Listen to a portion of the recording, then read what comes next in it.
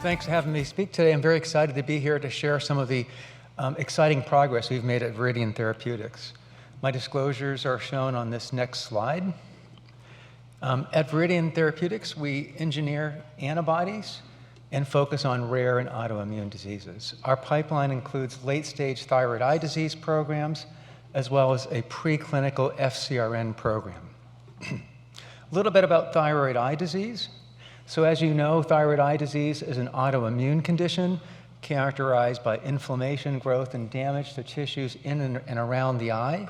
You can see on this schematic the enlargement of the extraocular muscles and retrobulbar fat, which leads to proptosis and exposure, potentially compressive optic neuropathy as well.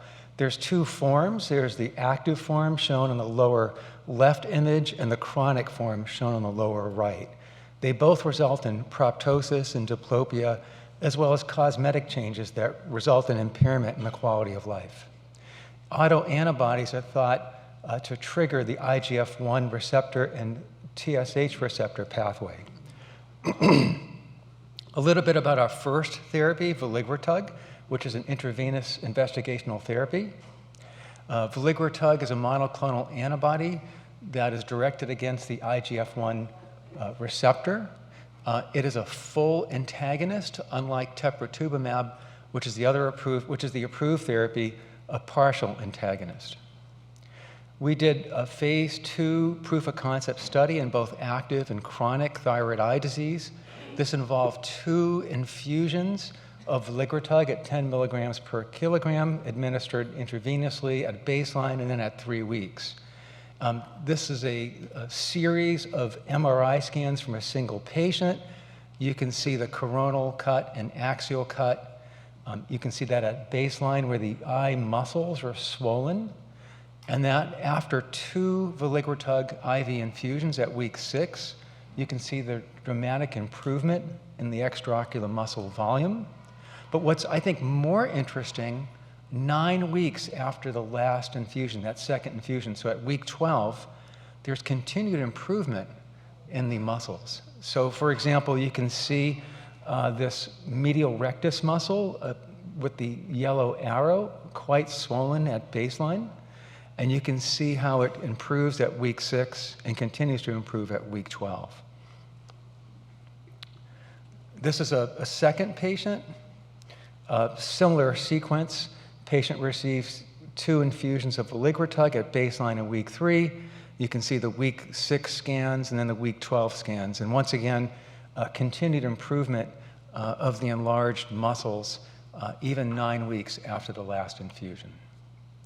When we analyze this with the relatively small number of eyes in this proof of concept study, you can see clearly on the far left at week 6, it's better, obviously, than placebo, but at week 12, this continued improvement.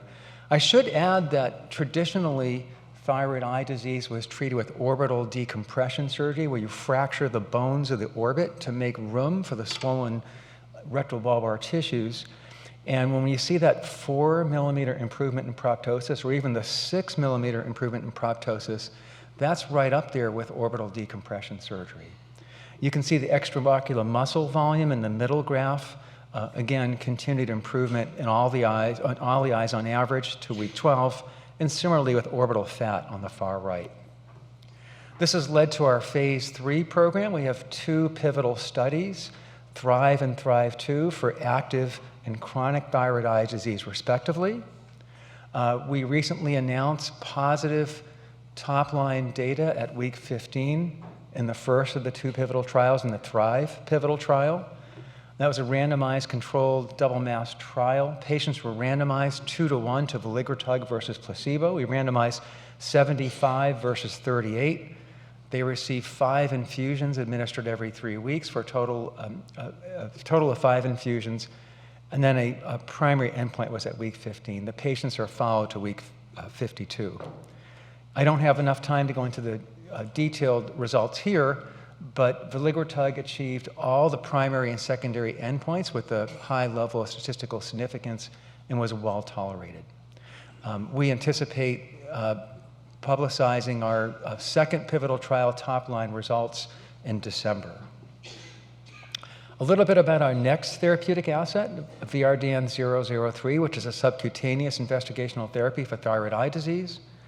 003 on the right has the identical binding domain as veligrotug, so it should have the same pharmacology, but the FC region has been engineered to have a longer half-life of 40 to 50 days. And we will be assessing this as a subcutaneous therapy every month as well as every 2 months. That's led to the 2 pivotal trials in active and chronic thyroid eye disease, REVEAL-1 and REVEAL-2, which are currently underway. As I mentioned earlier, we also have an FcRn targeting autoimmune portfolio.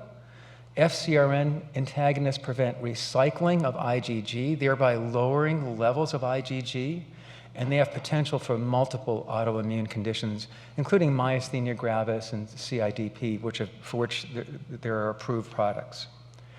We have 2 assets we're developing, VRDN-006, with an IND submission at year-end and into healthy volunteers early next year, as well as 008, which has half-life extension technology. We've recently released some non-human primate data, and we plan to file an IND at the end of next year. So thank you very much for your attention.